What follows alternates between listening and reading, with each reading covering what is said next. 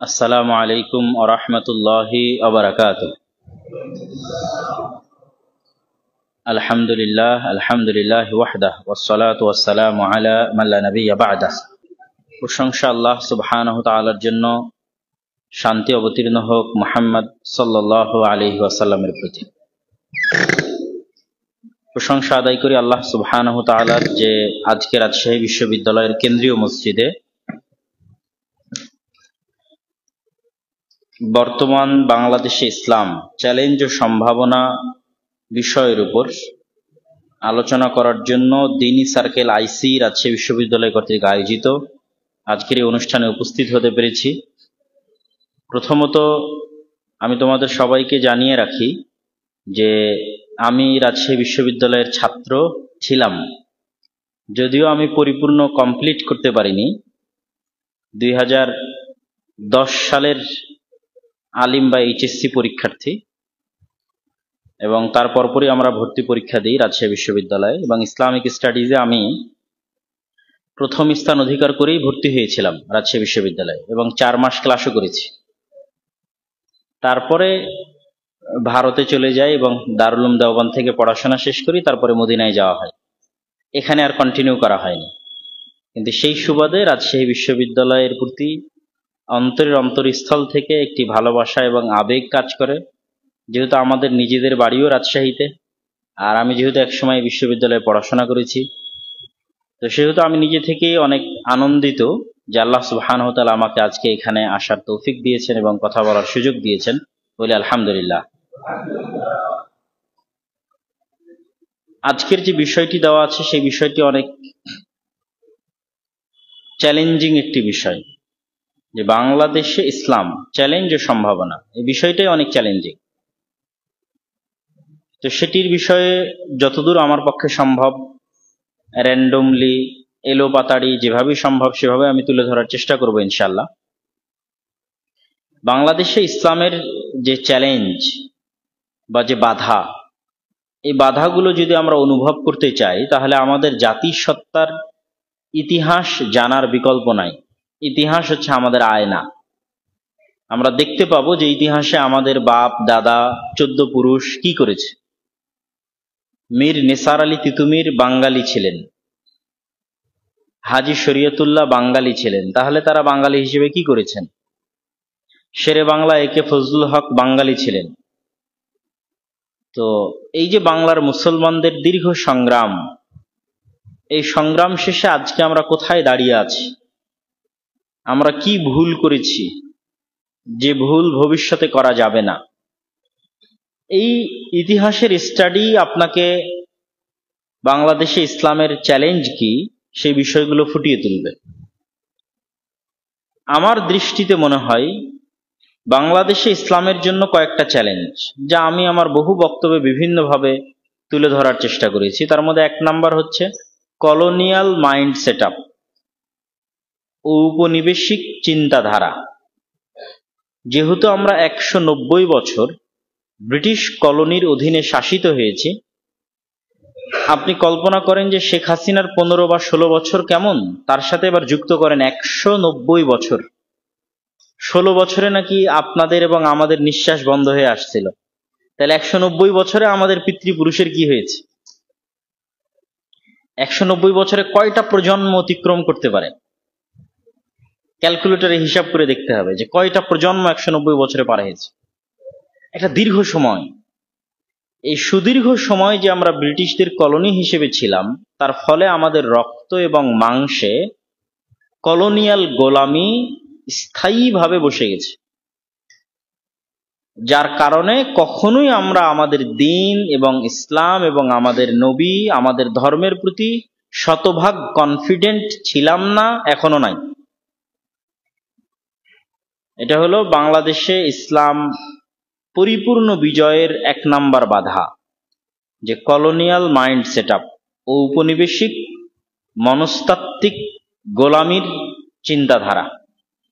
এটা আপনি প্রতি ধাপে ধাপে নিজের অজান্তে ফিল করবেন। ইংরেজি ভাষার প্রতি আমাদের যে একটা ভিন্ন আবেগ, ইংরেজি ভাষা না শিখলে কোথাও কিছু হবে না, এটা আমাদের অজান্তে আমাদের মধ্যে চলে এসেছে কলোনিয়াল মাইন্ড সেটআপের কারণে।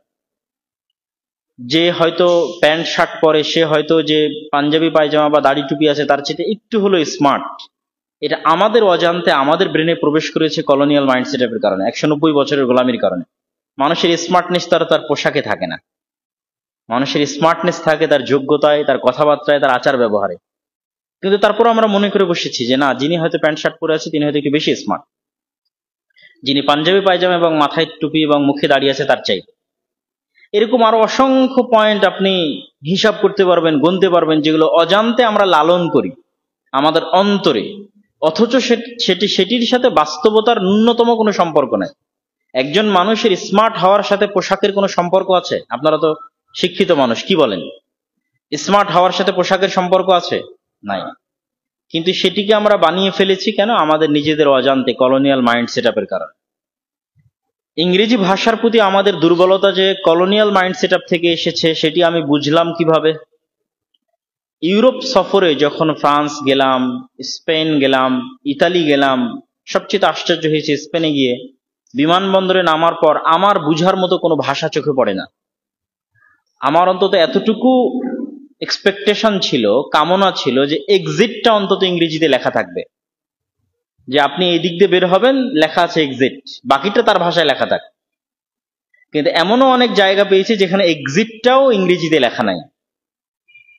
আর বিমানবন্দরে তো যা দুই একটা ইংরেজি আছে, বাইরে বের হওয়ার পর আর কোথাও মাইলকে মাইল, কিলোমিটারকে কিলোমিটার ইংরেজির অস্তিত্ব খুঁজে পাওয়া যাবে না।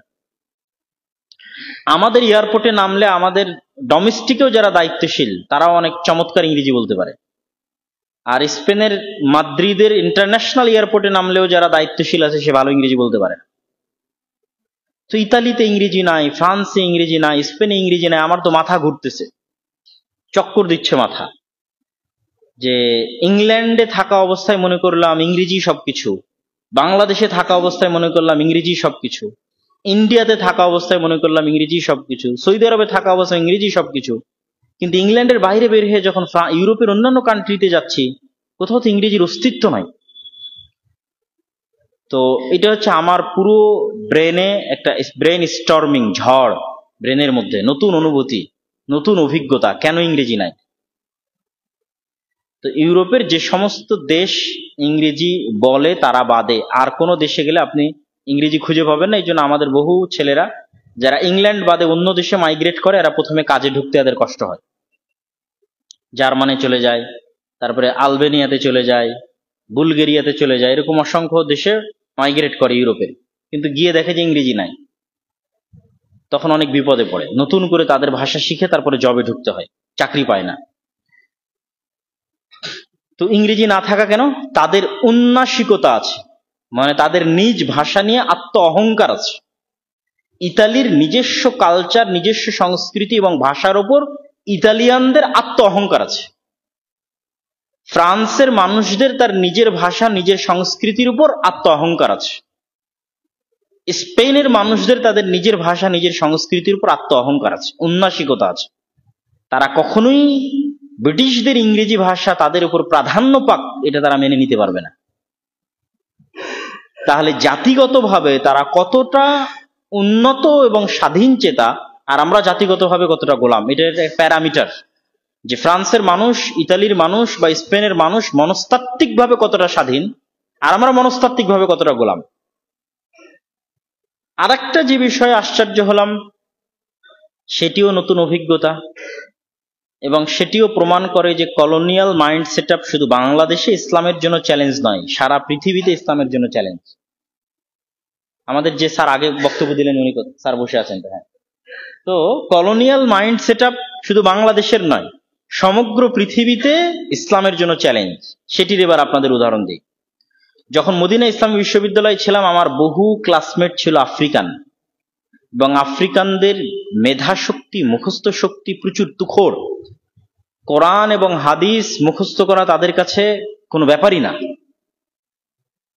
বেশিরভাগ আফ্রিকানরাই ক্লাসে ভালো স্টুডেন্ট। তো আমার আফ্রিকান বন্ধুদের সেকেন্ড ল্যাঙ্গুয়েজ ফরাসি। এইটা আমার ওই সময় অতটা আমি এটা নিয়ে চিন্তাও করিনি, চিন্তা করার সুযোগও পাইনি কেন তার সেকেন্ড ল্যাঙ্গুয়েজ ফরাসি। এইবার যখন স্পেন, ইতালি এবং ফ্রান্সে গেলাম, তখন দেখলাম স্পেন, ইতালি, ফ্রান্সে আমাদের বাঙালি বা ইন্ডিয়ান পাকিস্তানের তুলনায় আফ্রিকান কেন বেশি, মিশরের মানুষ কেন বেশি, আলজেরিয়া, মরক্কো, তারপরে হচ্ছে আপনার এই যে আফ্রিকান যে কান্ট্রিগুলো আছে সেগুলোর মানুষ কেন বেশি? আবার ইংল্যান্ডে যাবেন তো সেখানে ইন্ডিয়া, পাকিস্তান, বাংলাদেশের মানুষ কেন বেশি? তখন সামারি কি আসলো? সামারি আসলো আমরা যেমন ব্রিটিশের কলোনি ছিলাম, আফ্রিকান অসংখ্য মুসলিম দেশ ঠিক তেমন স্পেন, ইতালি এবং ফ্রান্সের কলোনি ছিল। ফলত যেটা ফ্রান্সের কলোনি ছিল তার সেকেন্ড ল্যাঙ্গুয়েজ কি? ফরাসি।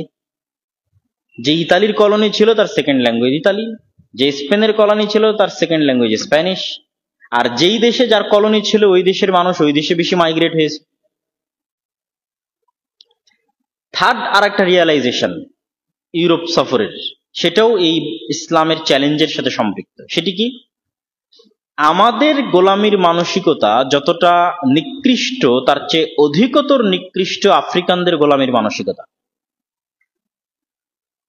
এর কারণ হচ্ছে আমরা অন্তত গত 70 বছর তথা 1947 14 আগস্ট থেকে নিয়ে আজ 2024 পর্যন্ত ন্যূনতম হলেও আমরা স্বাধীনতার 20% বলি, 30% বলি, 50% বলি আমরা ভোগ করছি। কিন্তু আফ্রিকান যে মুসলিম দেশগুলো এই সমস্ত দেশের কলোনি ছিল তারা এখনো 10% স্বাধীনতাও ভোগ করে না।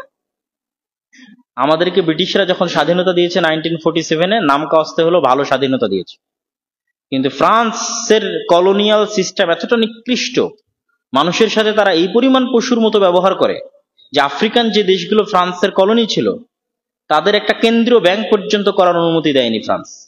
তাদের নিজস্ব সেনাবাহিনী পর্যন্ত, অস্ত্র কেনার স্বাধীনতা পর্যন্ত, অন্য কোনো দেশের সাথে কূটনৈতিক পররাষ্ট্রনীতি স্বাধীনভাবে পরিচালনার অনুমতি দেয়নি। তথা ওই স্বাধীনতা থাকা এবং না থাকা সমান। এবং যে কোনো সেনাবাহিনীর মধ্যে থেকে যদি বিদ্রোহ হয়, কিছুদিন পূর্বে আপনারা দেখেছেন, সেটি ফ্রান্স যেভাবেই হোক তার কন্ট্রোলে নিয়ে নেয়।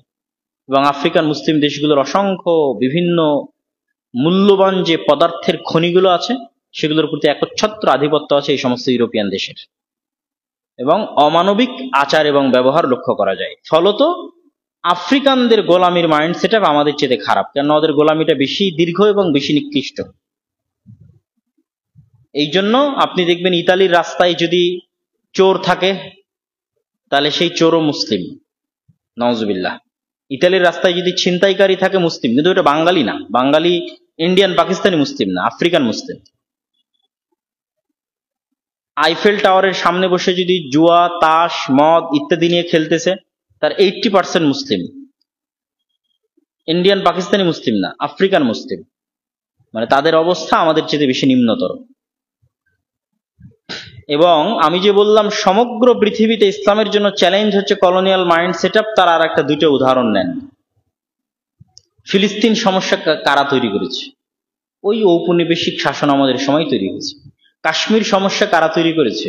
ঔপনিবেশিক শাসন আমলের সময় তৈরি হয়েছে। আরবকে এরকম কয়েক খণ্ডে বিভক্ত কারা করেছে? ওই সময় তৈরি হয়েছে। তাহলে আজকে আপনি মুসলমানদের এমন কোনো ইস্যু পাবেন না যে ইস্যুটা ওই ঔপনিবেশিক শাসন আমলে তৈরি হয়নি। তাহলে শুধু বাংলাদেশের ইসলামের জন্য চ্যালেঞ্জ না, সারা পৃথিবীর মুসলমানদের ইসলামের জন্য চ্যালেঞ্জ হচ্ছে ঔপনিবেশিক শাসন আমলের প্রভাব বাকি থেকে যাওয়া এবং সেই প্রভাবের উপর আমাদের এখনো চলা। এই জন্য আমি সবসময় বলি যে আমরা যেটিকে বলছি স্বাধীনতা, ব্যক্তির পরিবর্তনে কখনোই স্বাধীনতা আসে না যতক্ষণ না সিস্টেমকে পরিপূর্ণরূপে পরিবর্তন না করা যায়। আর এটি খুব সহজ যে একজন ব্যক্তির প্রতি রাগ উঠিয়ে দেওয়া হলো, অতঃপর সেই ব্যক্তিকে রাস্তা থেকে সরিয়ে দেওয়া হলো যাতে আপনারা মনে করেন আমি অনেক বড় বিজয় অর্জন করেছি, দিয়ে শান্ত হয়ে যান এবং সিস্টেমে আঘাত না করেন। এইটাই ঘটতে থাকে যে আমাদের নির্দিষ্ট একটি ব্যক্তির প্রতি রাগ উঠলো, সেই ব্যক্তি সরে গেল, আমাদের রাগ প্রশমিত হয়ে গেল, আমরা আর সিস্টেমের দিকে তাকালামই না। কিন্তু মূলত ফ্যাসিজম প্রতিষ্ঠিত ছিল ওই সিস্টেমের কারণে, ব্যক্তির কারণে নয়।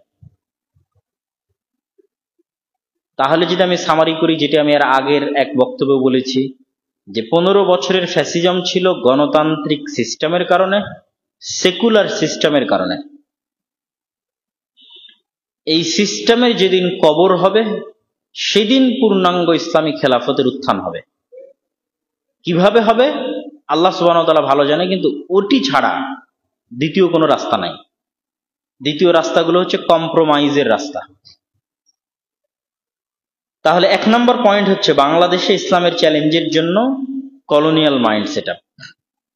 2 নম্বর হচ্ছে বাংলাদেশে ইসলামের উত্থানের জন্য চ্যালেঞ্জ।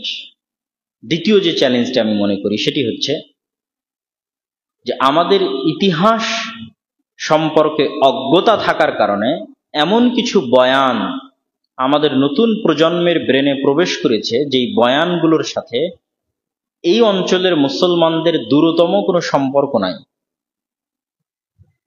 রাজনীতি করার জন্য কিন্তু বয়ান থাকে, যেমন গত 15 বছরের রাজনীতির বয়ান ছিল মুক্তিযুদ্ধ, এটা একটা বয়ান। ছাত্রদের আন্দোলনের একটা বয়ান ছিল বৈষম্য দূর করা,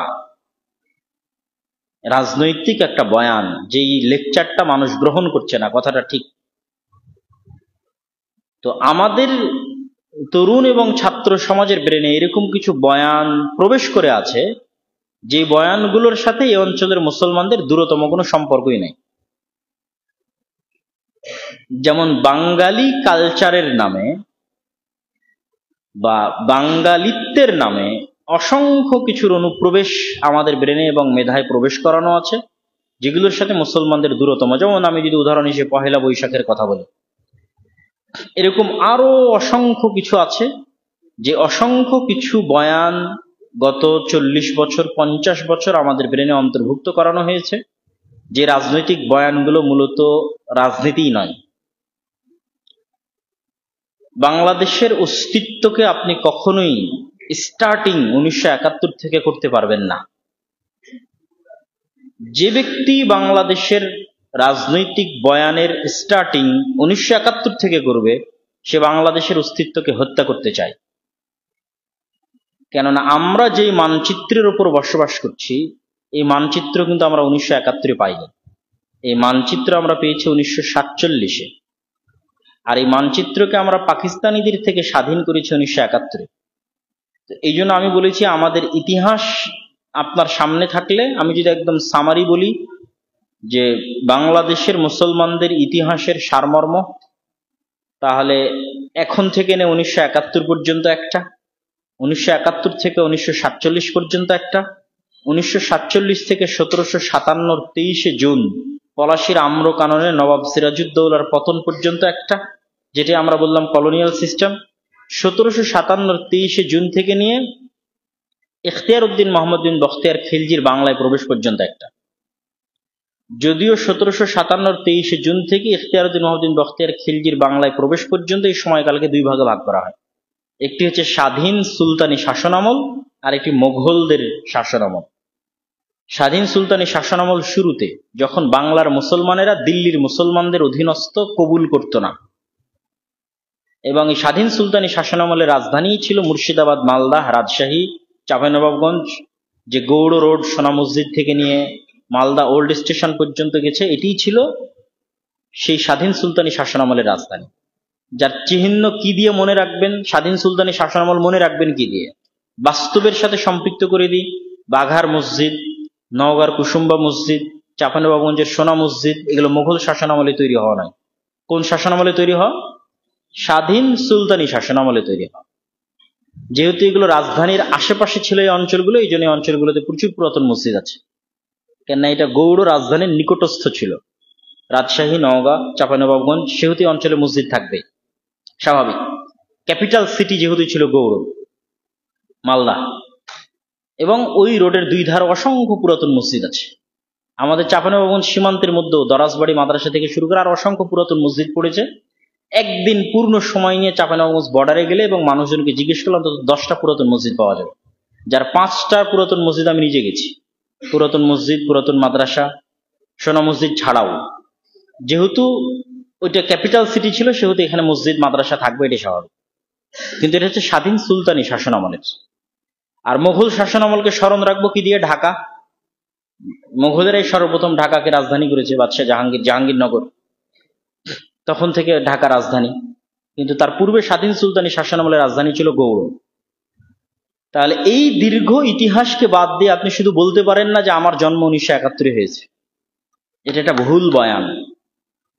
আপনাকে ওই ইখতিয়ারউদ্দিন মোহাম্মদ বিন বখতিয়ার খিলজি থেকে কানেক্টেড করতে হবে। যেটা গত সরকার যেটা করেছিল খুব ভয়ঙ্কর ছিল, যে আমাদের সিলেবাসে ইখতিয়ারউদ্দিন মোহাম্মদ বিন বখতিয়ার খিলজিকে দখলদার আর বিভিন্ন পালেরা এবং সেনেরা এই অঞ্চলে যে রাজত্ব তৈরি করেছিল সেটাকেই বাংলাদেশের মূল সংস্কৃতির ধারা হিসেবে তুলে ধরা এবং ইতিহাসের ধারা হিসেবে তুলে ধরা।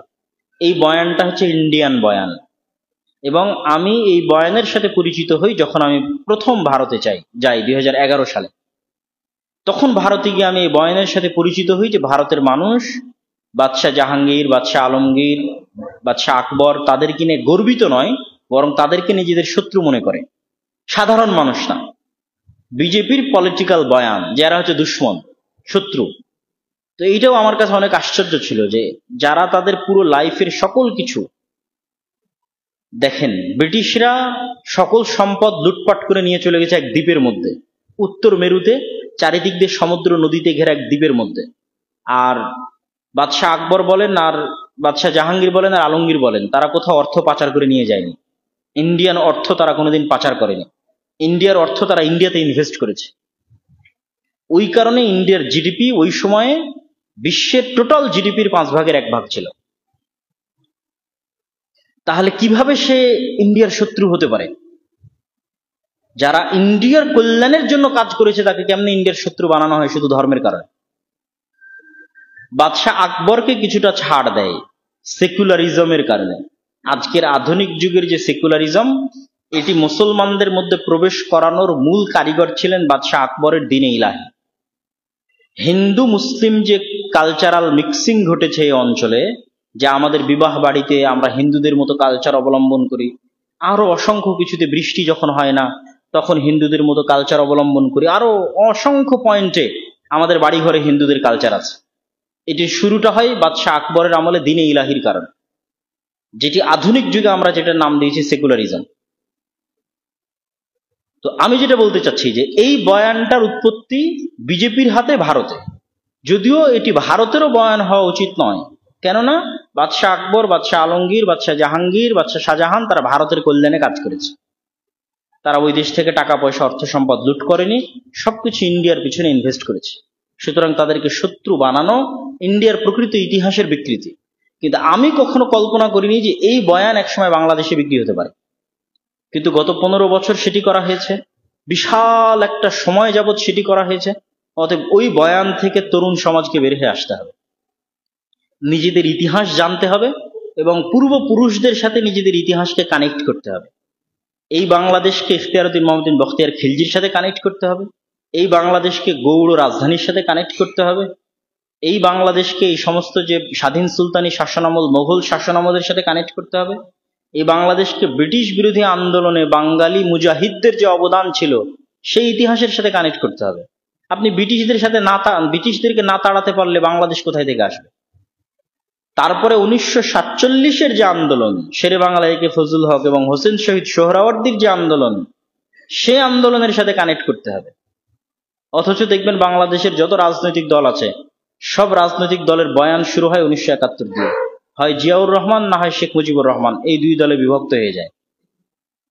কিন্তু কেউ কোনোদিন খোঁজও নিল না যে ঢাকা বিশ্ববিদ্যালয়ের মধ্যে যে 3 নেতার মাজার আছে, এই 3 নেতা কে, তাদের মাজার ঢাকা বিশ্ববিদ্যালয়ের মধ্যে কেন হলো? শেরে বাংলা একে ফজলুল হকের কবর এবং হোসেন শহীদ সোহরাওয়ার্দীর কবর ঢাকা বিশ্ববিদ্যালয়ের মধ্যে আছে, যেটি 3 নেতার মাজার। তাদের চেষ্টাতেই তো আমরা এই মানচিত্র পেয়েছি। এবং আমাদের জমিদারি প্রথা বিলুপ্ত, অখণ্ড বাংলায় যখন প্রথম শেরে বাংলা একে ফজলুল হক প্রধানমন্ত্রী হয়, তখনই মূলত আমরা আমাদের জমির মালিকানা ফেরত পাই। আজকের যে আমাদের জমির মালিকানায় যে আমাদের নাম দেখি, ঠিক আছে, RS record, CS record, BS record, এই রেকর্ডগুলোর সবচেয়ে পুরাতন যে রেকর্ড, সেই রেকর্ডে যখন যাবেন তখন দেখবেন যার নামে, যে জমিদারের নামে খাজনা দেওয়া হতো, সেই জমিদারের নামে জমি আছে। শেরে বাংলা একে ফজলুল হক সর্বপ্রথম এই প্রথাকে বিলুপ্ত করে আমাদের ব্যক্তিগত জমির মালিকানা আমাদের ফিরিয়ে দেয়। তাহলে আপনি শেরে বাংলাকে ফজলুল হককে ইতিহাস থেকে গায়েব করে দিলেন, তাহলে তো আপনি জমির মালিকই আর থাকেন না, জমির মালিক থাকে জমিদারেরা। তাহলে আমার কাছে সেকেন্ড যে কারণ মনে হয়েছে সেটি হচ্ছে বাংলাদেশের মুসলমানদের যে দীর্ঘ সংগ্রাম আছে, দীর্ঘ ইতিহাস আছে, এই বয়ানগুলো সামনে নিয়ে আসতে হবে। এবং কাল্পনিক যে বয়ানগুলো আমাদের সামনে বিক্রি করা হয়েছে, এই বয়ানগুলো থেকে বের হয়ে আসতে হবে। এটি হচ্ছে দ্বিতীয় চ্যালেঞ্জ। প্রথম চ্যালেঞ্জ কলোনিয়াল মনস্তাত্ত্বিক গোলামি ঔপনিবেশের, সেটির সমাধান কি? কলোনিয়ালদের যে মনস্তাত্ত্বিক গোলামি, সেটির সমাধান হচ্ছে নিজের দিনের উপর শতভাগ কনফিডেন্ট থাকা। আপনি দিন পালন করেন আর না করেন, কিন্তু আপনার কনফিডেন্স লেভেল থাকবে সর্বোচ্চ পর্যায়ে। আপনি একজন ইহুদির কনফিডেন্স লেভেল দেখেন, আমি দেখেছি ইহুদিদের কনফিডেন্স লেভেল। আপনি শিখের কনফিডেন্স লেভেল দেখেন, শিখ এবং ইহুদি এই দুইটার কনফিডেন্স লেভেল চলমান পৃথিবীতে আর যারা অন্যান্য ধর্মের অনুসারী আছে তাদের চেয়ে উপর পর্যায়ের আছে। মুসলমানদের মধ্যেও একদল মুসলমান আছে যাদের কনফিডেন্স লেভেল অনেক টপ লেভেলে। তো মুসলমানদের মধ্যে যাদের কনফিডেন্স লেভেল অনেক টপ লেভেলে, তারা অবশ্যই এই সমস্ত ইহুদি, এই সমস্ত শিখদের চেয়ে সর্বোচ্চ স্তরে। কিন্তু আমি মুসলমানদের আম জনসাধারণের কথা বলতেছি। আম জনসাধারণের কনফিডেন্স লেভেল লো, তারা হেজিটেশনে ভোগে। আমি দাড়ি রাখবো, মানুষ কি বলবে, সমাজ কি বলবে? আমি পাঞ্জাবি পায়জামা পরবো, মাথায় টুপি দিব, মানুষ কি বলবে, সমাজ কি বলবে? আমার কি চাকরি হবে, আমার কি চাকরি হবে না? এটা আমি 3 নাম্বার পয়েন্টে নিয়ে আসতাম, কাঠামোগত ইসলামোফোবিয়া। এই পয়েন্টের সাথে ওই পয়েন্টটা সম্পৃক্ত, যে বাংলাদেশে যে কাঠামোগত ইসলামোফোবিয়া, রাষ্ট্রীয় কাঠামোগত ইসলামোফোবিয়া, এটা ইসলামের জন্য তৃতীয় বড় চ্যালেঞ্জ। রাষ্ট্রীয় কাঠামোগত ইসলামোফোবিয়া, তার একটা উদাহরণ হচ্ছে এটা, যে রাষ্ট্র আপনাকে আপনার মুসলিম হওয়ার কারণে দুর্বল দৃষ্টিতে দেখবে। আপনার মুসলিম পরিচয় বহন করার কারণে রাষ্ট্র আপনাকে দুর্বল দৃষ্টিতে দেখবে, অথচ এটা মুসলিম রাষ্ট্র। আমরা মনে করি ইসলামোফোবিয়া হয়তো শুধু ইউরোপে বা আমেরিকায়। ইউরোপে এবং আমেরিকায় ইসলামোফোবিয়া হচ্ছে মুসলমানদের সাথে অমুসলমানদের, আর বাংলাদেশে ইসলামোফোবিয়া হচ্ছে এলিট সেকুলারের সাথে আপনাদের মতো সাধারণ মুসলমানদের, যারা গ্রাম থেকে উঠে এসেছেন, যারা কৃষকের সন্তান, রিক্সা চালকের সন্তান, গরিবের সন্তান। এই দেশে একদল আছে এলিট সেকুলার, তাদের সাথে সাধারণ মুসলমানের চাষাভূষার সন্তানদের যে স্বাভাবিক বেশভূষা, স্বাভাবিক বিশ্বাস, তার দ্বন্দ্ব। এটা হচ্ছে বাংলাদেশের ইসলামোফোবিয়া। যেই ইসলামোফোবিয়া আপনাকে মুখে দাড়ি থাকলে চাকরি দিবে না, এটা রাষ্ট্রীয় ইসলামোফোবিয়া। যেই ইসলামোফোবিয়ার কারণে প্রথম আলো এবং ডেইলি স্টার আলেম ওলামারা কোনো ভালো কাজ করলে সেটির সুনাম গেয়ে প্রচার করবে না। আবার আলেম ওলামারা যদি দুর্বল কোনো কাজ করে, তিনি যদি অনেক বড় সুপরিচিত আলেম হন, তাহলে লিখবে কথিত অমুক আলেম, তথাকথিত অমুক বিদ্যান। কিন্তু আবার এলিট ক্লাস সেকুলারের জন্য অভাব হবে না সম্মানের। একজন নায়িকা যখন গ্রেফতার হবে তখন তার হাতে হাত করা থাকবে না, কিন্তু একজন আলেম যখন গ্রেফতার হবে তখন তাকে অপমান করার চেষ্টা করা হবে। এটি হচ্ছে এলিট সেকুলারের সাথে সাধারণ মুসলিমের দ্বন্দ্ব। এটি হচ্ছে রাষ্ট্রীয় ইসলামোফোবিয়া, যা আমাদের দেশে, বাংলাদেশে ইসলামের সামগ্রিক বিজয়ের জন্য তৃতীয় বড় চ্যালেঞ্জ। তো এই পয়েন্টটাকে আমি প্রথম পয়েন্টের সাথে কানেক্ট করছিলাম। কেন? প্রথম পয়েন্টে যে বললাম সেকুলার মাইন্ড সেটআপ, ওই সেকুলার মাইন্ড সেটআপের সমাধান হচ্ছে কনফিডেন্ট থাকা। আপনি ইহুদিদের পার্সেন্টেজ করেন, আমি নিজে ইহুদি পল্লীতে গেছি, ইহুদি গ্রামে গেছি, ইহুদিদেরকে দেখেছি, তাদের 90% জনেরও বেশি মুখে দাড়ি রাখে। মানে দাড়ির বিষয়ে তার কনফিডেন্স লেভেল সর্বোচ্চ। তো ইহুদি যদি দাড়ি রাখলে সন্ত্রাসী না হয়, মুসলিম দাড়ি রাখলে কেন সন্ত্রাসী হবে? এবং ইহুদি যদি দাড়ি রাখতে ভয় না পায়, মুসলমান কেন ভয় পাবে? ইহুদি যদি তার ধর্মীয় লেবাসের উপর শতভাগ কনফিডেন্ট থাকে, মুসলমান কেন থাকবে না? আমাদের কলোনিয়াল মাইন্ড সেটআপের কারণে আমরা হেজিটেশনে ভোগে, আমাদের প্রজন্ম দ্বিধা দ্বন্দ্বে ভোগে। তার দিনের উপর তার শতভাগ কনফিডেন্স নাই, তার রাসূলের উপর তার শতভাগ কনফিডেন্স নাই, রাসূল সাল্লাল্লাহু আলাইহি সাল্লামের আদর্শের উপর তার শতভাগ কনফিডেন্স নাই। তাহলে আমাদের কনফিডেন্ট লেভেলকে হাই করতে হবে। ওমাই ইয়াতাওয়াক্কাল আলাল্লাহ ফাহুয়া হাসবুহ। আর এক আয়াতে আল্লাহ বলেন ওমাই ইয়াত্তাকিল্লাহ ইয়াজআল লাহু মাখরাজা ওয়া ইয়ারযুকহু মিন হাইসু লা ইয়াহতাসিব। যে ব্যক্তি আল্লাহ সুবহানাহু ওয়া তাআলাকে ভয় করবে, আল্লাহ সুবহানাহু ওয়া তাআলাকে মেনে চলবে, আল্লাহ পৃথিবীতে তার চলার ব্যবস্থা করবেন যেভাবেই হোক। ওয়া ইয়ারযুকহু মিন হাইসু লা ইয়াহতাসিব, আর এমন জায়গা থেকে আল্লাহ তাকে রিজিক দিবেন যা সে কল্পনাও করতে পারে না। এই আয়াতটা কনফিডেন্স লেভেল হাই করার জন্য, যে যেন আপনি আপনার দিনের সাথে কম্প্রোমাইজ না করেন, নবীর আদর্শের সাথে কম্প্রোমাইজ না করেন মানুষের ভয়ে। আপনার নিজের ভালো লাগতেছে না আমি সেটা বলতেছি না, আপনি নিজে আমল করতে পারতেছেন না সেটা বলতেছি না, পারিপার্শ্বিকতার চাপে, মানুষের ভয়ে, সমাজের ভয়ে, রাষ্ট্রীয় ইসলামোফোবিয়ার যে কাঠামো আছে তার ভয়ে আপনার মধ্যে যে হেজিটেশন কাজ করতেছে, ওইটার কারণে যেন আপনি দিন থেকে বিচ্যুত না হন। ওইটাই আসে কলোনিয়াল মাইন্ড সেটআপ থেকে, গোলামি থেকে। তাহলে এখন পর্যন্ত আমরা যে 3টা পয়েন্টে আলোচনা করলাম, প্রথম পয়েন্ট ছিল কলোনিয়াল মাইন্ড সেটআপ, দ্বিতীয় পয়েন্ট ছিল ভুল বয়ান, ইতিহাসের ভুল বিভ্রান্তিকর বয়ান। এখানে সঠিক বয়ানগুলো নিয়ে আসতে হবে ইতিহাসের, মুসলমানদের, বিশেষ করে বাংলার মুসলমানদের অতীত ইতিহাস। আর 3 নাম্বার হচ্ছে রাষ্ট্রীয় কাঠামোগত ইসলামের প্রতি বিদ্বেষ, এবং এই রাষ্ট্রীয় কাঠামোগত ইসলাম বিদ্বেষের সাথে আপনি লড়াই করবেন কিভাবে।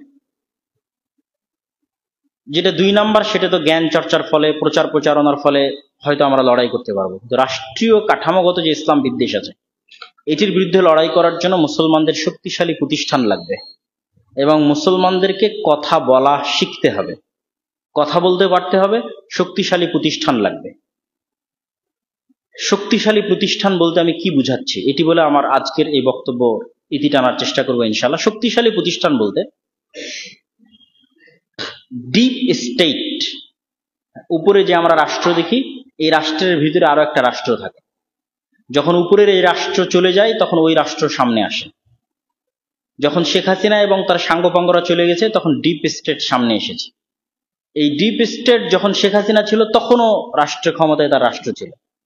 ধরেন আমি আপনাকে সহজে একটা উদাহরণ দিই, আর্মি। শেখ হাসিনা যখন ক্ষমতায় ছিল তখন আর্মির হাতে ক্ষমতা ছিল না? ছিল না? ছিল। এখন আর্মির হাতে ক্ষমতা আছে না নাই? আছে। ঠিক আর্মির মতো আপনি কল্পনা করেন অসংখ্য প্রতিষ্ঠান আছে, প্রথম আলো, ডেইলি স্টার, ব্রাক।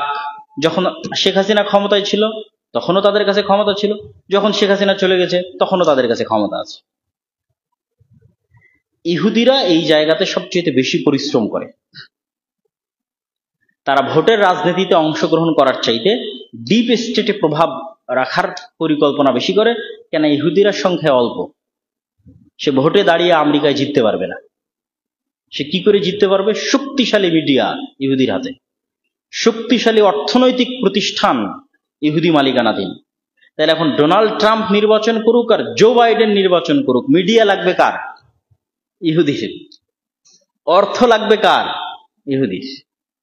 তাহলে ক্ষমতায় জো বাইডেন আসুক আর ডোনাল্ড ট্রাম্প আসুক, প্রকৃত ক্ষমতা কার হাতে? ইহুদির হাতে। যেহেতু আমরা সবাই মুসলমান, সেটা আলটিমেটলি এখানে মুসলমানদের হাতে ক্ষমতা থাকবে, কিন্তু মুসলমানদের শক্তিশালী কোনো প্রতিষ্ঠান নাই, শক্তিশালী কোনো অর্থনৈতিক প্রতিষ্ঠান নাই, শক্তিশালী কোনো মিডিয়া নাই। ফলত সকল ইসলামী দল বা প্রতিষ্ঠান বাহ্যিক যে ক্ষমতা সেটির পিছনে ছুটতেছে, সেটির পিছনে সময় শ্রম দিচ্ছে। সেটিকে আমি ভুল, ঠিক, না, নিন্দা কিছু করতে চাচ্ছি না, কিন্তু আমি বলতে চাচ্ছি আমাদের শক্তিশালী প্রতিষ্ঠানও দরকার। মানবাধিকার সংস্থা অধিকার যেমন শেখ হাসিনার সরকারের আমলে শক্তিশালী ছিল, এখনো শক্তিশালী। অধিকার থেকেই এখন উপদেষ্টা হয়ে গেছে, তিনি রাষ্ট্র চালাচ্ছেন। কিন্তু এই ধরনের শক্তিশালী কোনো প্রতিষ্ঠান, মুসলমানদের প্রতিনিধিত্ব করবে এরকম কোনো মিডিয়া, এরকম কোনো শক্তিশালী প্রতিষ্ঠান দুর্ভাগ্যজনক হলো আমাদের হাতে নাই। আপনারা যারা এখানে রাজশাহী বিশ্ববিদ্যালয়ের ছাত্র, যেহেতু সকলেই অনেক মেধাবী, হাজার হাজার ছাত্রের সাথে প্রতিযোগিতা করে এখানে চান্স পেয়েছেন, আপনাদের জীবনও সামনে যাওয়ার সুযোগ আসবে। তো অন্তত আপনাদের মাথায় যেন এটি থাকে যে মুসলমানদের জন্য শক্তিশালী প্রতিষ্ঠান দরকার, যারা এই রাষ্ট্রের কাঠামোগত ইসলাম বিদ্বেষের বিরুদ্ধে লড়াই করবে। এটা আপনি শক্তিশালী মিডিয়া ছাড়া, শক্তিশালী অর্থনৈতিক প্রতিষ্ঠান ছাড়া পারবেন না। সর্বশেষ যেই কথা সব বক্তব্যে বলতেছি, আজকে ওই কথা বলে শেষ করি। আমরা যদি রাষ্ট্রে ইসলামকে দেখতে চাই, তাহলে রাষ্ট্রে ইসলামের বেসিক এলিমেন্ট দুইটা, সত্যবাদিতা এবং ন্যায়পরায়ণতা। যদিও এটা পুরো ওভারঅল ইসলামেরও বেসিক এলিমেন্ট। আপনি ইসলামের যত মূলনীতি, ন্যায় নীতি, আদেশ নিষেধ, তাওহীদ, সালাত, যাকাত, সকল কিছুর মূল ভিত্তি সত্যবাদিতা এবং ন্যায়পরায়ণতা। কিন্তু রাষ্ট্রে মূলত প্রথমত সত্যবাদিতা, ন্যায়পরায়ণতা। সত্যবাদিতা আল্লাহর সাথে, সত্যবাদিতা মানুষের সাথে। ন্যায়পরায়ণতা আল্লাহর সাথে, ন্যায়পরায়ণতা মানুষের সাথে। আল্লাহর সাথে ন্যায়পরায়ণতা হচ্ছে শিরক মুক্ত, আর মানুষের সাথে ন্যায়পরায়ণতা হচ্ছে জুলুম এবং অত্যাচার না করা। আল্লাহর সাথে সত্যবাদিতা হচ্ছে শিরক মুক্ত থাকা, মানুষের সাথে সত্যবাদিতা হচ্ছে সত্য বলা, সত্য লিখা এবং সত্যের উপর থাকা। তো ওই যে দীর্ঘ 190 বছরের গোলামির কারণে সত্যবাদিতা এবং ন্যায়পরায়ণতা, এই দুইটা গুণ প্রচুর পরিমাণে ক্ষতিগ্রস্ত হয়েছে। শুধু বাংলাদেশের মুসলমানদের না, ইন্ডিয়ার মুসলমানদের, পাকিস্তানের মুসলমানদের, আফ্রিকার মুসলমানদের, যারাই গোলাম ছিল, ইউরোপিয়ানদের, তাদের সবার এই দুইটা গুণ প্রচুর পরিমাণে ক্ষতিগ্রস্ত হয়েছে, সত্যবাদিতা এবং ন্যায়পরায়ণতা। আর যারা গোলাম ছিল না, যেমন আফগানিস্তান, তাদের এই দুইটা বেসিক গুণ জন্মগত তাদের মধ্যে থেকে গেছে। সত্য বলতে হবে, ন্যায় প্রতিষ্ঠা করতে হবে। আর আমাদের এই গোলামির কারণে দেখবেন আমাদের মাদ্রাসা মসজিদগুলোতেও, আমাদের ইসলামী শিক্ষা প্রতিষ্ঠানেও, আমাদের ইসলামী দলেও সকল কিছু আছে, এই দুইটা জিনিস নাই।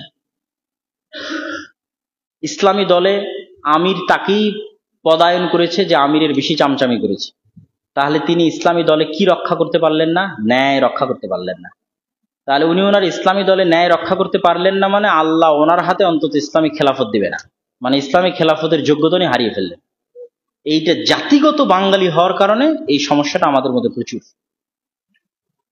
মাদ্রাসায় যান, মসজিদে যান, সব জায়গায় ইসলামের অন্যান্য এলিমেন্ট ঠিক আছে, কিন্তু সত্যবাদিতা এবং ন্যায়পরায়ণতার অনুপস্থিতি আছে।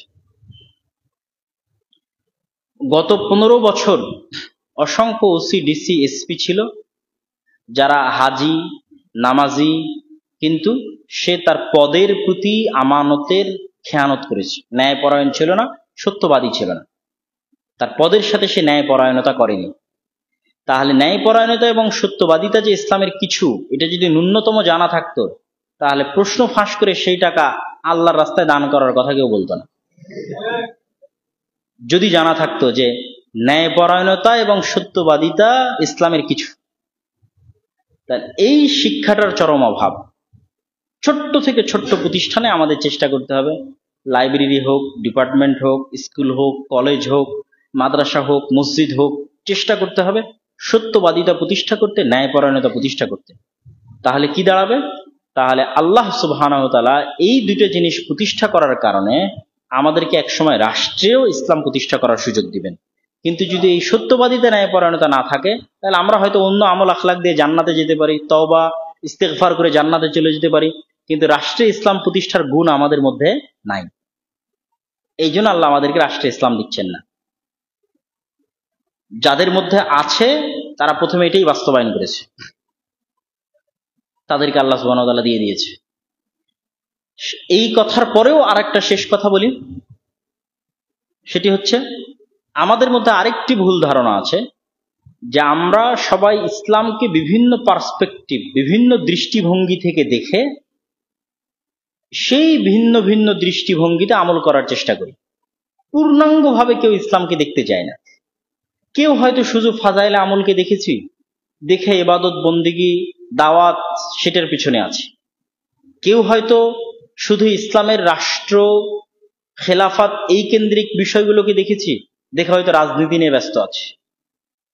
তো এই যে ইসলামকে বিভিন্ন দৃষ্টিভঙ্গি থেকে দেখা, কেউ হয়তো শুধু ইসলামের আকীদা অংশটা দেখেছি, দেখে হয়তো শুধু সঠিক আকীদা কেমনে মানুষের সংস্কার করা যাবে সেটি নিয়ে ব্যস্ত আছে। কিন্তু ইসলামের তো একটা সামগ্রিক রূপ আছে, কমপ্লিট কোড অফ লাইফ। ইসলামের পরিবার নীতির ভিত্তি আছে, সমাজ নীতির ভিত্তি আছে, অর্থনীতির ভিত্তি আছে, রাষ্ট্রনীতির ভিত্তি আছে, ব্যক্তি জীবনের ভিত্তি আছে। এবং ইসলাম একাই পরিপূর্ণ, স্বয়ং সম্পূর্ণ, বৈপ্লবিক একটি দিন, সর্বগ্রাসী একটি দিন। অন্য আর কোনো দিন এতটা সর্বগ্রাসী না, ইসলাম যতটা সর্বগ্রাসী। সর্বগ্রাসী মানে সর্বব্যাপী। না কোনো ভাষার লিমিটেশন আছে, না কোনো জাতির লিমিটেশন আছে, না কোনো গোত্রের লিমিটেশন আছে, না কোনো সময়ের লিমিটেশন আছে। উইদাউট এনি লিমিটেশন পৃথিবীর সমগ্র পৃথিবীতে একচ্ছত্র আধিপত্য প্রতিষ্ঠা করার সকল এলিমেন্ট ইসলামের মধ্যে আছে, অ্যাজ এ দিন, ধর্ম হিসেবে তার মধ্যে আছে। ইসলামের এই সামগ্রিক চেহারাটা আমাদের মাথায় থাকতে হবে এবং আমাদেরকে পূর্ণাঙ্গভাবে ইসলাম মানতে হবে। উদখুলু ফিস-সিলমি কাফাহ, তোমরা পরিপূর্ণরূপে ইসলাম প্রবেশ করো। রাসূল সাল্লাল্লাহু আলাইহি ওয়াসাল্লামকে অপমান করলো, আমি একটা মিছিল নিয়ে বের হলাম, এটা ইসলামের একটা পার্ট। কিন্তু ইসলামের আরেকটা জরুরি বিধান তো সালাত, আরেকটা জরুরি বিধান তো সিয়াম। তো আমি তো সেই সালাতের সাথে সম্পৃক্ত না, তাহলে শুধু রাসূল সাল্লাল্লাহু আলাইহি ওয়াসাল্লামকে প্রতিবাদ করলাম, একটা মিছিল বের করলাম, এটা দিয়ে ইসলাম প্রতিষ্ঠা হবে না। আমাকে পরিপূর্ণরূপে ইসলামের মধ্যে অন্তর্ভুক্ত হতে হবে। আমার ব্যক্তি জীবন, পরিবার জীবন থেকে সম্পূর্ণরূপে উদখুলু ফিস-সিলমি কাফাহ, ইসলামের অন্তর্ভুক্ত হতে হবে। এবং এতে আপনার দুনিয়াবি উপকার ছাড়া কোনো ক্ষতি নাই। আর পরকালীন উপকার তো অবশ্যই আছে, কিন্তু দুনিয়াবি উপকারও আছে। আপনি ইসলামের মধ্যে পরিপূর্ণরূপে প্রবেশ করবেন, এটি আপনাকে বিভিন্ন অ্যাঙ্গেলে দুনিয়াবি উপকার দিবে। শুধু যদি সালাতের কথাই বলি, তাহলে সময়ানুবর্তী হতে, ডিসিপ্লিন মেইনটেইন করতে, টাইম ম্যানেজমেন্ট করতে দুনিয়াতে সালাতের চেয়ে তার বড় কোনো উপকারী মাধ্যম নাই, যেটি কাজে লাগিয়ে একজন স্টুডেন্ট তার টাইমকে ম্যানেজ করতে পারে, একজন ব্যবসায়ী তার টাইমকে ম্যানেজ করতে পারে, একজন চাকুরিজীবী, একজন উদ্যোক্তা তার টাইমকে ম্যানেজ করতে পারে, একজন কৃষক তার টাইমকে ম্যানেজ করতে পারে, সেটা হচ্ছে সালাত। আর ইসলামে আর দ্বিতীয় কোনো আদেশও নাই যেটি সকল মুসলমানের জন্য ফরজ করা হয়েছে, সব সময়ের জন্য ফরজ করা হয়েছে। আপনি পুরো কোরআন এবং পুরো ইসলাম ঘেটে আর দ্বিতীয় কোনো ফরজ আদেশ নিতে পারবেন না যেটি ডেইলি আপনাকে করতে বলা হয়েছে। এখনো চিন্তা করেন যে ফরজ হিসেবে করতেই হবে, নিষেধ অনেক কিছু আছে। রমজান সিয়াম পালন করতেই হবে বছরে একবার, হজ আদায় করতেই হবে যদি টাকা থাকে সারা জীবনে একবার, যাকাত দিতেই হবে যদি টাকার মালিক হই।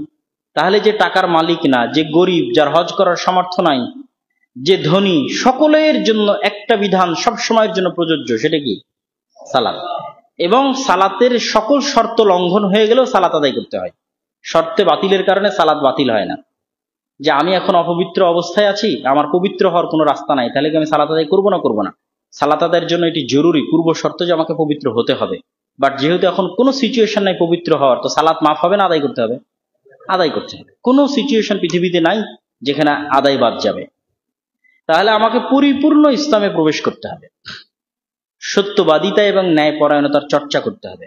ছোট্ট মাদ্রাসা হোক, ছোট্ট লাইব্রেরি হোক, ছোট্ট মসজিদ হোক, ছোট্ট ইসলামী দল হোক, ওই ন্যায় পরায়ণতা, ওই সত্যবাদিতা রাষ্ট্রে ইসলাম প্রতিষ্ঠা করার সুযোগ দিবে। আর এই তিনটে জিনিস, তিনটে বাধা সম্পর্কে সচেতন থাকতে হবে। কলোনিয়াল যে গোলামির মাইন্ড সেট আপ আছে, সেটার বিপরীতে আমাদেরকে পরিপূর্ণ কনফিডেন্ট হতে হবে ইসলামের প্রতি। ভুল যে বয়ানগুলো, রাজনৈতিক বা ঐতিহাসিক বয়ানগুলো আমাদের বাচ্চাদের খাওয়ানো হয়েছে, সেই বয়ানগুলো বাতিল করে বাংলার মুসলমানদের যেটা সঠিক রাজনীতির বয়ান, সেটি তুলে ধরতে হবে ইতিহাসের আলোকে।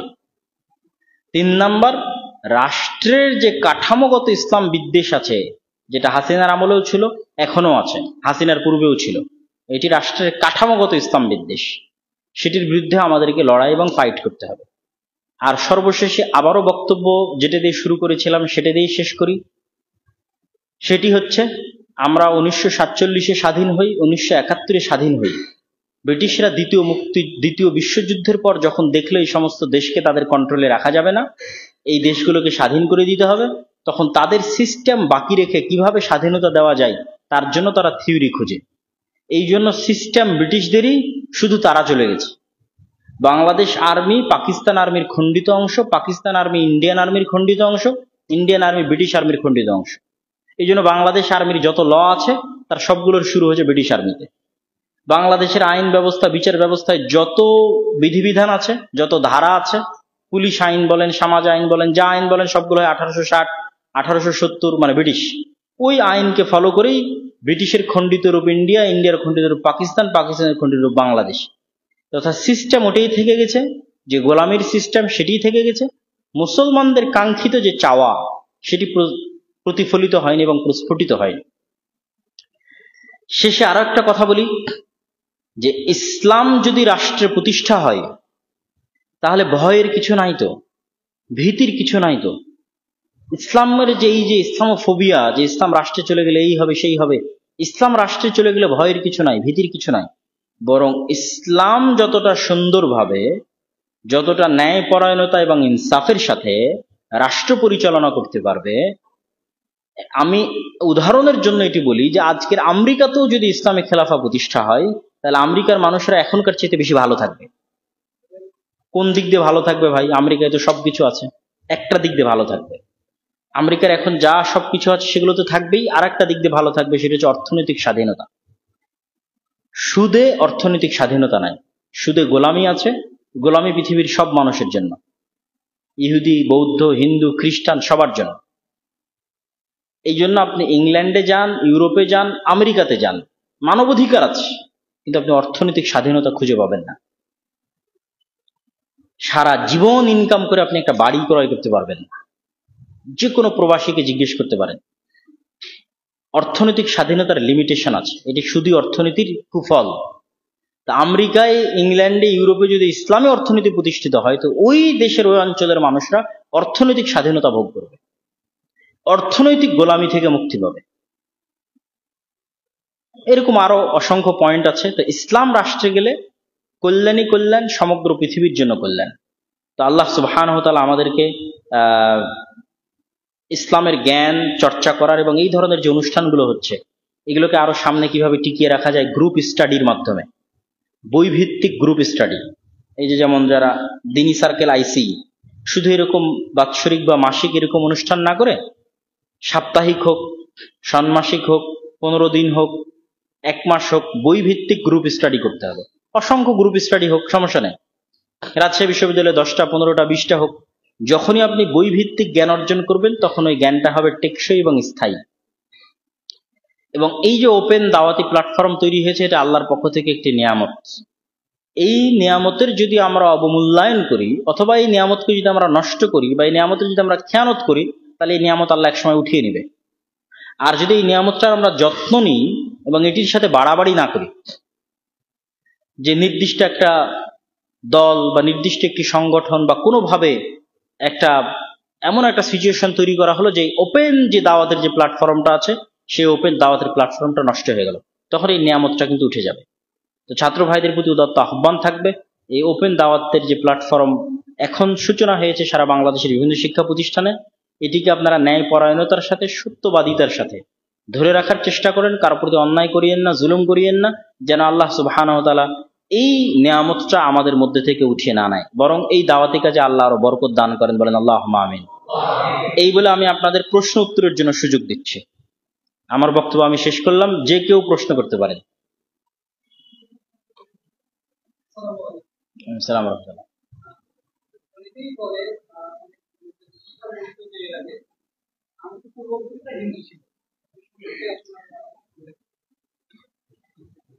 এটিতে সমস্যা কি? সেটির উত্তর আপনি এটা বলবেন যে আমাদের পূর্বপুরুষরা আদম আলাইহিস সালামের সন্তান ছিল, ছিল না? মোদির আদি পিতার নাম কি? আদম আলাইহিস সালাম। বুঝেননি মনে হয়। মোদি যদি দাবি করে যে আমাদের বাবা হিন্দু ছিল, তো আমি দাবি করব মোদির বাবা আদম আলাইহিস সালাম ছিল, মানে ইসলাম ছিল, মুসলমানেরা ছিল। তো আলটিমেটলি কোনো না কোনো এক সময় গিয়ে আমরা কাদের সন্তান? মুসলমানদের সন্তান।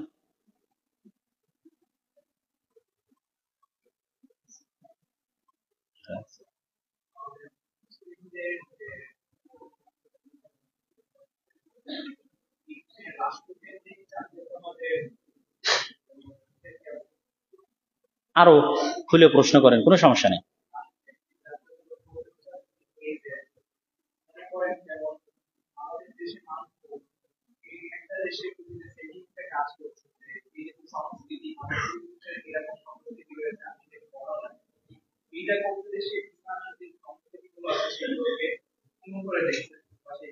বুঝতে পেরেছি, বসেন। জাতীয়তাবাদের সাথে ইসলামের সংঘর্ষ আছে কিনা? শুধু আমাদের বাংলাদেশে না, এখন আরব বিশ্ব নতুন কালচার শুরু হয়েছে, আরব জাতীয়তাবাদ। এবং আরব জাতীয়তাবাদের শত্রু হিসেবে তারা দাঁড় করিয়েছে ইসলামিক কৃষ্টি কালচারকে। এবং জাহিলি যুগের যে কৃষ্টি কালচারগুলো ছিল, সেগুলোই হচ্ছে তাদের আরব জাতির কৃষ্টি কালচার। সামান্য কিছু হাতে গোনা কিছু মানুষ চেষ্টা করতেছে।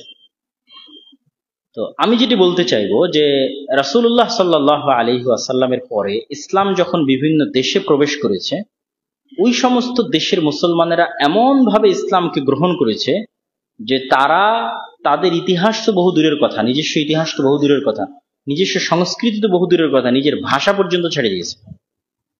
এর অসংখ্য উদাহরণ আপনি পাবেন। আপনি ইতিহাস পড়েন যে স্পেনে ইসলাম প্রবেশের আগে কি ভাষা ছিল। স্পেন কিন্তু অনেক দূরে, মক্কা মদিনা থেকে অনেক দূরে। স্পেনে যখন ইসলাম প্রবেশ করেছে তখন স্পেনের মানুষ এমন ভাবে ইসলামকে গ্রহণ করে নিয়েছে যে ইসলামের ভাষাটাও গ্রহণ করে নিয়েছে। এটি হচ্ছে পরিপূর্ণ অন্তর দিয়ে ইসলামে প্রবেশ করা, এবং তাদেরই শাসনের অন্তর্ভুক্ত ছিলাম। আর পারস্যরা একটু জাতীয়তাবাদীতে বিশ্বাসী। এখনো পারস্যরা মনে করে যে কাদেসিয়ার যুদ্ধে ওমর রাদিয়াল্লাহু তাআলা আনহুর শাসন আমলে যে মুসলিম সৈন্যদের হাতে পারস্যের পরাজয়, সেটিকে তারা এখনো তাদের নিজেদের পরাজয় মনে করে। তো এই ধরনের জাতীয়তাবাদী চিন্তা, ওই যেটা আমি বললাম, ইসলামের প্রতি পূর্ণ কনফিডেন্স, পরিপূর্ণরূপে ইসলামে প্রবেশ করতে আমাদেরকে বাধা দেয়। অতএব এটি থেকে সম্পূর্ণরূপে বের হয়ে আসতে হবে। আমাদের জাতির ওই কৃষ্টি কালচারে কোনো সমস্যা নাই যা ইসলামের বিরোধী নয়। রাসূলুল্লাহ সাল্লাল্লাহু আলাইহি ওয়াসাল্লাম আরব কৃষ্টি কালচারের উপরই তো বড় হয়েছে। তিনি শুধু আরব কৃষ্টি কালচারের ওই জিনিসগুলোকে আঘাত করেছেন যেগুলো আল্লাহর বিধানের বাইরে। আমি বাঙালি হিসেবে যদি লুঙ্গি পরা আমার কালচারের মধ্যে থাকে, আর লুঙ্গি পরা যদি ইসলাম বিরোধী না হয়, কোনো সমস্যা আছে? কোনো সমস্যা নেই। কিন্তু আমার কালচারের এমন কিছু যা ইসলাম বিরোধী, সেটাকে অবশ্যই পরিপূর্ণরূপে ঝেড়ে ফেলতে হবে। আর বাকি আমার নিজস্ব কালচার আরো বহু কিছুতে আমি ফুটিয়ে তুলতে পারি যেটি ইসলাম বিরোধী নয়। এটিতে ইসলামের কোনো আপত্তিও নাই, বরং এটা সৌন্দর্য বৃদ্ধি করে।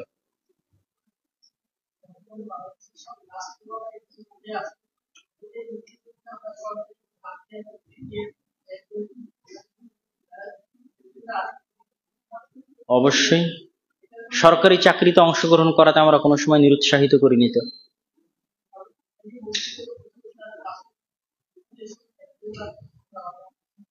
না, ইসলামী রাষ্ট্র না, কিন্তু মুসলিম রাষ্ট্র, এবং পূর্ণাঙ্গ ইসলামী রাষ্ট্র তো খোলাফায়ে রাশিদিনের সময় শেষ হয়ে গেছে। তারপরে মাঝে মধ্যে কিছু কিছু সময় পূর্ণাঙ্গ ইসলামী রাষ্ট্র ছিল, বাকি কখনোই পূর্ণাঙ্গ ইসলামী রাষ্ট্র প্রতিষ্ঠিত হয়নি খোলাফায়ে রাশিদিনের আদলে ওইভাবে। তো তার মানে কি আমি তাহলে রাষ্ট্র থেকে সম্পূর্ণ আলাদা হয়ে যাব? না, বরং আরো বেশি অংশগ্রহণ করা উচিত, যাতে আমরা এই রাষ্ট্রীয় যে ইসলাম বিদ্বেষ আছে সেটির বিরুদ্ধে ফাইট করতে পারি।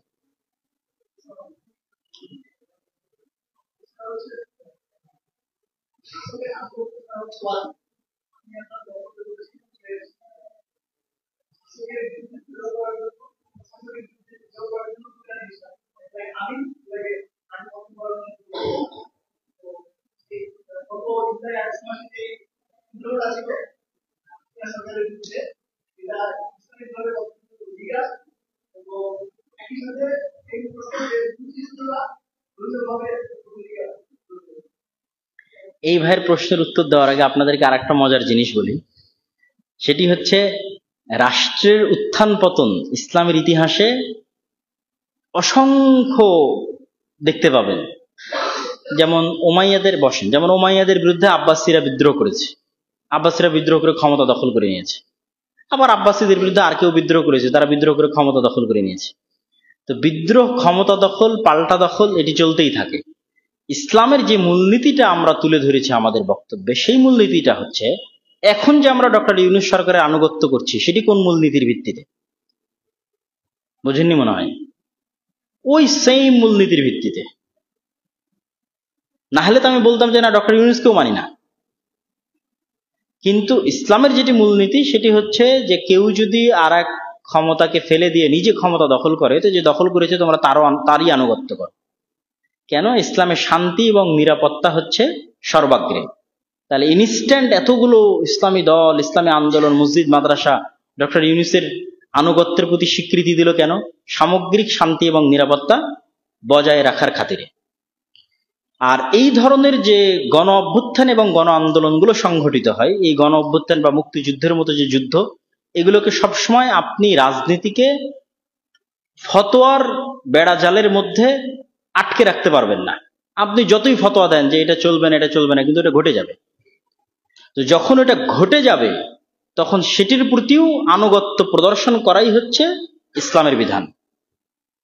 আর আমাদের যে বক্তব্য ছিল সেটি ছিল সশস্ত্র বিদ্রোহ। ছাত্রদের যে আন্দোলন ছিল সেটা আমরা এখন পর্যন্ত আমাদের জানা নাই যে এটির সাথে সশস্ত্র আন্দোলনের কোনো সম্পৃক্ত ছিল। এটির সাথে কোনো সশস্ত্র আন্দোলনের সম্পৃক্ততা ছিল না। তো সশস্ত্রভাবে আপনি পুলিশের প্রতি আক্রমণ করবেন, সশস্ত্রভাবে আপনি আর্মির প্রতি আক্রমণ করবেন, সশস্ত্রভাবে আপনি বিচার বিভাগের কোনো বিচারপতির প্রতি আক্রমণ করবেন, এটি তখনই জায়েজ যখন আপনি মনে করছেন এটি একটি কুফরিতন্ত্র, তাগুতিতন্ত্র শতভাগ, এবং এটিকে পরিপূর্ণরূপে পতন ঘটিয়ে আমি শান্তি এবং নিরাপত্তা প্রতিষ্ঠা করতে পারবো। এই দুইটা শর্ত যখন পূরণ হবে তখন এটা জায়েজ। আর যতক্ষণ এই দুইটা শর্ত পূরণ না হবে ততক্ষণ পর্যন্ত সশস্ত্র আন্দোলন বা বিদ্রোহ করার কোনো সুযোগ ইসলামের দৃষ্টিতে যদি বলি তাহলে নাই। আর ছাত্রদের যে বিষয়টি ছিল সেটি সশস্ত্র বা এই জাতীয় কোনো কিছু ছিল না, বা পুলিশকে আক্রমণ করা, হত্যা করা, বা আর্মিকে আক্রমণ করা বা হত্যা করা। সুতরাং সেই দৃষ্টিকোণ থেকে আমাদের যে বক্তব্য ছিল সেই বক্তব্যের জায়গাতেই, এবং যে জিনিসটা সংঘটিত হয়ে গেছে সেটা আমি সম্পূর্ণরূপে বলবো আল্লাহ সুবহানাহু ওয়া তাআলার সাহায্য, আল্লাহ সুবহানাহু ওয়া তাআলার সহযোগিতা। এখানে যদি মাজলুম কেউ থাকে, অস্ত্র কেউ উঠিয়ে থাকে, সেটি রাষ্ট্রীয় অস্ত্র উঠিয়েছে নিরস্ত্র এবং নিরীহ ছাত্রের উপর। নিরস্ত্র মানুষ বা নিরস্ত্র ছাত্ররা রাষ্ট্রের বিরুদ্ধে অস্ত্র উঠায়নি।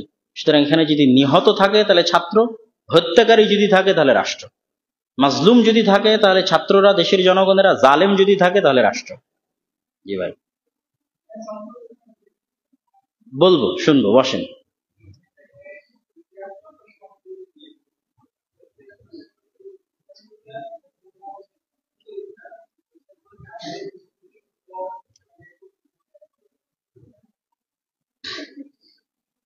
বই নির্দিষ্ট করে বলা খুব কঠিন।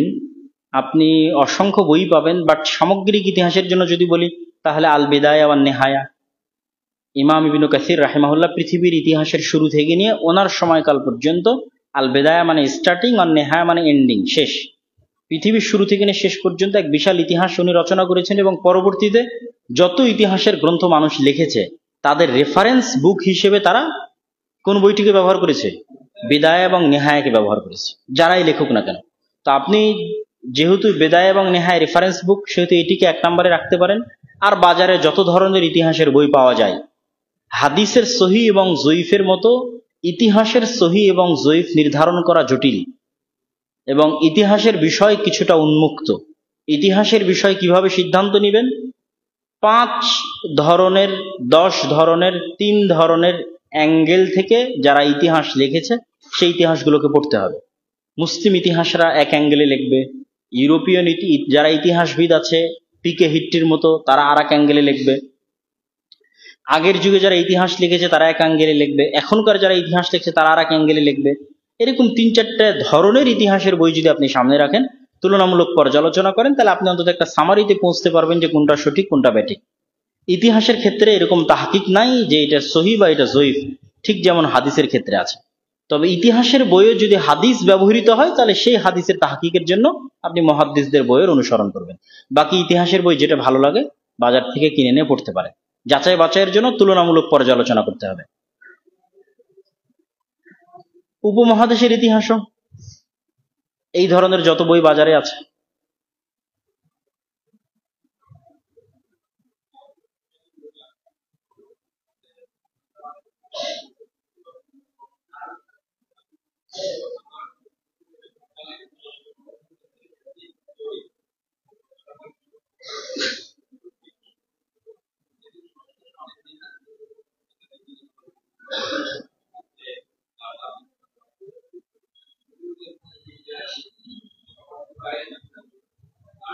বসা।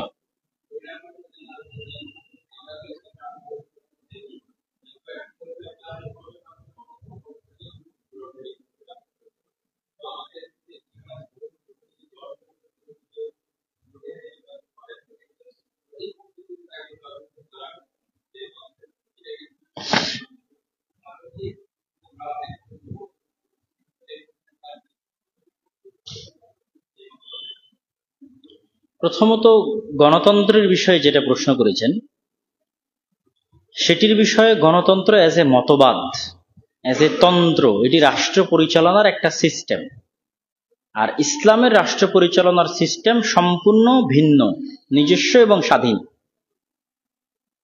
তো ইসলামের রাষ্ট্র পরিচালনার সিস্টেমের মধ্যে গণতন্ত্রের কিছু কিছু এলিমেন্ট থাকতে পারে, কিন্তু যেখানে পরিপূর্ণরূপে ইসলামী খেলাফা প্রতিষ্ঠা হয়েছে সেখানে গণতন্ত্রের অনেক এলিমেন্ট থাকতে পারে। যেমন আমরা গ্রামের একজন দায়িত্বশীল নির্ধারণ করব, থানার একজন দায়িত্বশীল নির্ধারণ করব, উপজেলার একজন দায়িত্বশীল নির্ধারণ করব, তাদের ক্ষেত্রে এই সিস্টেম প্রয়োগ করা যেতে পারে, জনমত। যদিও গণতন্ত্রে যেটি বলা হয় যে জনগণের শাসন, আমার দৃষ্টিতে মনে হয় না যেটি জনগণের শাসন। আমার গবেষণা ভুল হতে পারে, যে কেউ দ্বিমত করতে পারে। আমার দৃষ্টিতে মনে হয় দলীয় শাসন।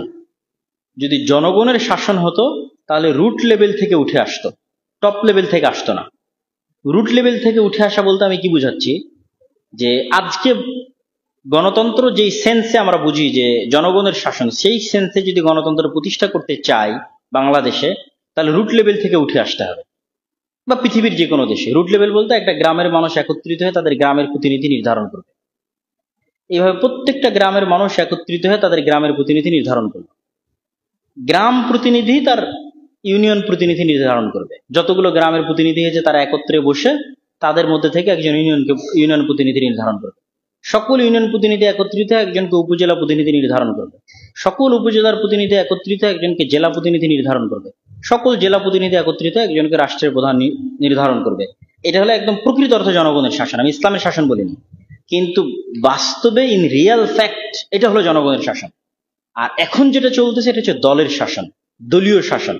এটাকে সরাসরি ডাইরেক্টলি জনগণের শাসন বলা হচ্ছে, এটা এক প্রকার মিথ। তো সামগ্রিক অর্থে যেটি বলতে চাচ্ছি সেটি হচ্ছে একটা থিওরির পরীক্ষার জন্য 100 বছর এনাফ। আমার এই কথার সাথে যে কেউ দ্বিমত করতে পারে। গণতন্ত্রের মাধ্যমে পরিপূর্ণরূপে ইসলাম প্রতিষ্ঠা করার চেষ্টা 100 বছর পার হয়ে গেছে। 1914-তে যদি আমরা বলি ইসলামী খেলাফতের পতন, তাহলে আজকে 2024, মানে 100 বছর ক্রস করেছে। তারপর থেকে নিয়ে এখন পর্যন্ত গণতান্ত্রিক ওয়েতে ইসলাম প্রতিষ্ঠার বহু চেষ্টা হয়েছে সারা পৃথিবীতে। আলজেরিয়াতে চেষ্টা হয়েছে, মিশরে চেষ্টা হয়েছে, পাকিস্তানে চেষ্টা হয়েছে, বাংলাদেশে চেষ্টা হয়েছে, মালয়েশিয়াতে চেষ্টা হয়েছে। কোথাও গত 100 ইয়ার্স, গত 100 বছরে পূর্ণ ইসলামী শাসন ব্যবস্থা গণতন্ত্রের মধ্যে প্রতিষ্ঠিত হতে পারেনি। এই কারণে আমার কাছে মনে হয় অ্যাজ এ থিওরি গণতন্ত্র ব্যর্থ, যে তার মাধ্যমে ইসলাম প্রতিষ্ঠা হতে পারে 100 বছরের এক্সপিরিয়েন্সের কারণে। এই কারণে না যে আমি গণতন্ত্রকে ত্রুটিযুক্ত বলছি, এই কারণে না। হতেও পারে, মানে 100 বছর পর এখনো কেউ সফল হতে পারে, আল্লাহ আলাম, আল্লাহ ভালো জানে। কিন্তু 100 বছরে যেহেতু সাকসেসফুল হয়নি, সেহেতু আমার ধারণা সাকসেসফুল হবে না। তাহলে হবে কিভাবে? হবে হচ্ছে এই সিস্টেমটার পরিপূর্ণ কোলাপস করলে ইসলামী খেলাফতের উত্থান হবে। মানে এখন যে গণতান্ত্রিক সিস্টেম আছে এটার পরিপূর্ণ ধ্বংস হলেই ইসলামী খেলাফতের উত্থান হবে। এটি পরিপূর্ণ ধ্বংস হবে কিভাবে? বিশ্বের বড় বড় মোড়লরা এটিকে পরিপূর্ণ ধ্বংস হতে দিবে না। আইসিইউর মধ্যে হলেও টিকিয়ে রাখবে। আইসিইউর মধ্যে থাক, তাও টিকে থাক। যেমন প্রধানমন্ত্রী শেখ হাসিনার 15 বছর বলি, তো 15 বছর পুরোটাই গণতন্ত্রের নামেই তো চালানো হয়েছে, কিন্তু কখনো গণতন্ত্র ভালো ছিল, কখনো গণতন্ত্র আইসিইউর মধ্যে ছিল। এটা তো টোটাল গণতন্ত্রের শাসন ছিল না, কিন্তু বলা তো হয়েছে যে গণতন্ত্র। তাহলে এই গণতন্ত্র যখন আইসিইউর মধ্যে থাকতে থাকতে টোটাল ডেড বডি হয়ে যাচ্ছে ছাত্রদের আন্দোলনে, তখন ওই গণতন্ত্রকে, সিস্টেমটাকে বাঁচানোর জন্য বড় বড় দেশগুলো এন্ট্রি করে, যেন এই সিস্টেমটা কলাপস না করে। কেননা এই শেখ হাসিনার আমলেও যদি গণতন্ত্র কলাপস করতো, বাংলাদেশে যদি একটা গৃহযুদ্ধ শুরু হতো, আল্লাহ না করুক, আমরা চাই না মানুষের রক্তপাত, কিন্তু এই সিস্টেম কলাপস করলে এর উপরে ইসলামী খেলাফতের উত্থান হতো। 10 বছর গৃহযুদ্ধ চলুক, 15 বছর চলুক, 20 বছর চলুক, কিন্তু ওর পরে যেটা আসবে ওটা ইসলামী খেলাফত, এবং ওইটা পূর্ণাঙ্গ ইসলামী খেলাফত, উইদাউট এনি কম্প্রোমাইজ। আমি যেটা বলতে চেয়েছি যে আমরা যদি পূর্ণাঙ্গ ইসলামী খেলাফত চাই, কোন প্রকার কম্প্রোমাইজ ছাড়া, তাহলে সেটির জন্য গণতন্ত্র আমার কাছে শতভাগ সাকসেসফুল কোনো মূলনীতি মনে হয় না। তাহলে ভাই আপনার কাছে কি মূলনীতি আছে? আমার কাছে যে মূলনীতি আছে সেই মূলনীতি আজকের আলোচনায় কিছু তুলে ধরেছি, এবং পরিবেশের অপেক্ষা, যেমন 5ই আগস্টের সময় একটা পরিবেশ তৈরি হয়ে গেছিল, এরকম পরিবেশ সামনে কখনো আবারও আসতে পারে। সেই পরিবেশ যখন তৈরি হবে তখন যেন ইসলামী দলগুলো, ইসলামী সংগঠনগুলো, মুসলমানেরা এখানে পূর্ণাঙ্গ ইসলামী খেলাফত প্রতিষ্ঠা করতে পারে, তার প্রস্তুতি থাকতে হবে। তার প্রস্তুতি স্বরূপ আজকে যে আমরা 3টা পয়েন্টে আলোচনা করেছি, এরকম আরো বহু পয়েন্টে আলোচনা হতে পারে, দাওয়াতি কাজ হতে পারে।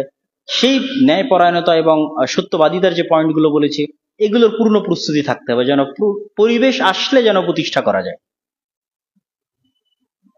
তো আমাদের সময় হয়তো শেষ হয়ে আসছে, 4:10 শেষ করতে বলেছে, 4:15 বেজে গেছে।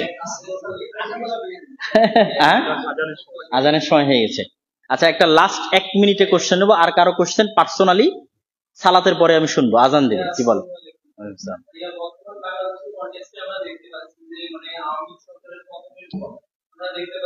বিভিন্ন জায়গায় একদল আলেম তারা হচ্ছে পাহারা দিচ্ছে এবং এটাকে উৎসাহিত করছে, এটাকে ইসলামের দৃষ্টিকোণ থেকে কিভাবে মূল্যায়ন করবে?